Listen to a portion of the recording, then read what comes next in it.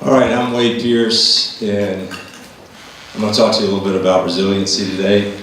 The name of the presentation is Fostering Resiliency in Vulnerable Children. These are some of the lessons I've learned from foster care, Eagle Ranch, Chestnut Mountain, teaching in DeKalb County, and research.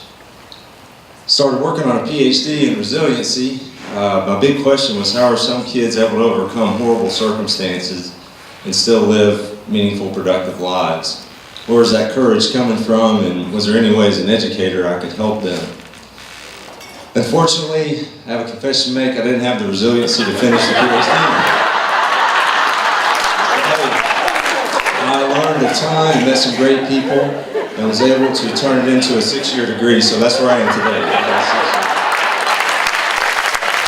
Hey, this happened at the Pioneer RESA leadership meeting, this inception for this talk. I was looking at whole child, ready to lead, learn, and live, and I thought there are a lot of kids that show up aren't ready for that. So how do we help them get there? If you want to look at resiliency research, the seminal work is Overcoming the Odds by Warner and Smith.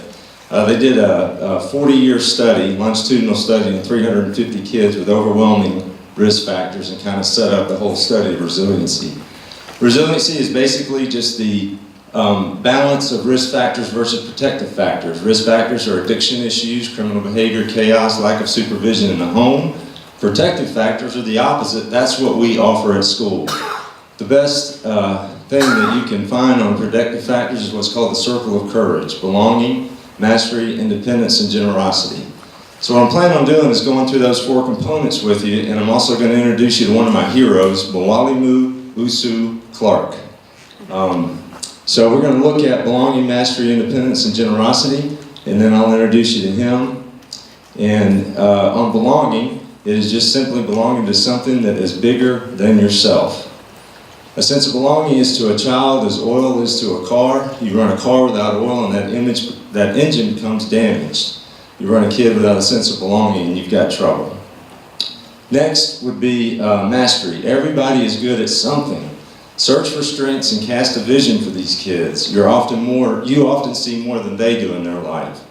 And if school were based on music, art, and drama, I would have been self-contained special ed my whole academic career. Independence, we have a say in our story. Positive choices lead to positive outcomes. Negative choices lead to negative outcomes. The victim mentality must be overcome, and we can't save kids from harsh consequences that they brought on themselves. And then last is generosity. It's just giving back. But you can't give what you don't have. So the 4th component begins to appear when belonging, mastery, and independence are starting to take place. And it's a great indicator to see when kids start giving back. So my last insight before we meet Mwalimu is this: it's not about me. It's not about me as an individual saving a child. It's about a coalition of people. I've learned that at-risk kids are always scanning their horizon for adults that they can trust, people that they can make a part of their coalition to kind of get them through life.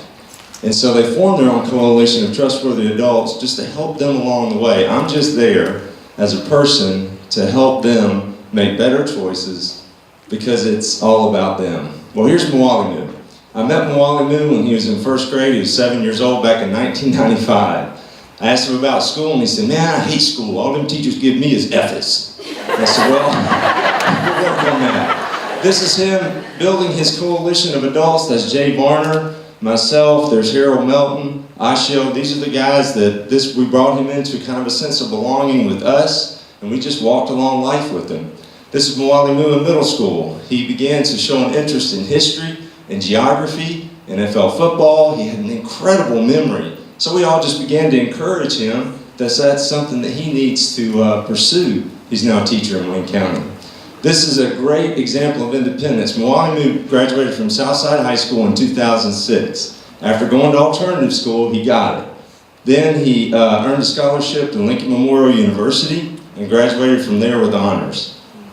Now this is Mwalimu today, giving back. He took us to a Falcons game. That's him and his son, Mwalimu Jr. That's his beautiful wife, Tremelia, Mwalimu Jr. in Montreal. They live in Wayne County, and he's a great example of those 4 components I talked about. The Clark family has enriched our lives beyond measure. They've given far more to me than I can ever give to them. This is my son, Wade, and Mwalimu Jr. They are the best of friends, they're like brothers, and all I can say to you is I appreciate what you do on a daily basis. And so I'm praying for all of us that we can create a place of belonging in our schools and classrooms, and maybe, just maybe, one of those kids will pick us to be a part of their coalition. Thank you.